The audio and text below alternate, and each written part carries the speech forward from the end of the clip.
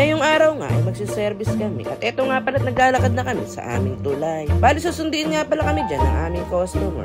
At sa pagbaba nga daw kami ng tulay niya hihintayin, dito nga daw yun sa tapat ng complex.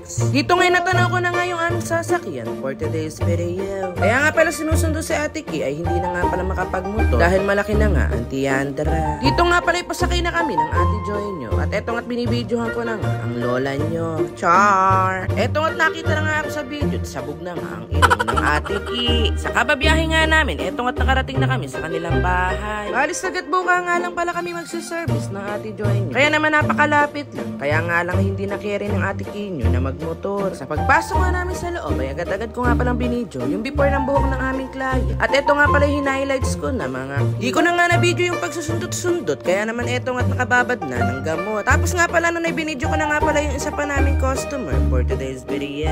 Pinorward ko na nga pala nang hindi na kayo mainip. At dito nga pala yung nagpa-plancha na kami ng Ate Joy. Bali dalawa nga pala yung customer namin mga ki. Tapos yung isa nga pala ay Brazilian color plus highlights. Tapos yung isa naman pala ay package na ribbon color Brazilian. At dito nga ay pinagtulungan na nga namin ni Ate Joy nyo yung dalawa naming customer. Para nga pala kami maaga mayari at kami ay makauwi na. Nga pala mga ki, sila nga pala yung regular customer ko na at ito nga pala ay mag-ina. Kakatuwa nga lang isipin na nag-e-effort yung mga customer namin para nga magawa yung mga buhok nila. At yan nga po pala pinagpapasalamat ko sa aking mga customer. Sa kachichika ko nga, eto nga't nangyari na yung buhok ng aming isang client. Sobrang happy nga dyan ng aming client dahil sa naging resulta ng kanyang buhok. At sa kinalabasan ng aming ginawa ng Ate Joy nyo. Bali ito nga pala yung color Brazilian plus highlight. Ito nga palang client ko na to ay hindi talaga mapakali sa kanyang buhok. Minsan magda-dark, minsan magba-brown, minsan magre-red, at minsan naman ay mag-highlight. Pero kinekere naman ng Ate Ki nyo at hindi nga pala nangangara yung kanilang buhok dahil nga sa alagang Ate Ki yan mga ki. Kaya naman kung gusto nyo magpagawa, ano pang hinihintay nyo? Ay arat na.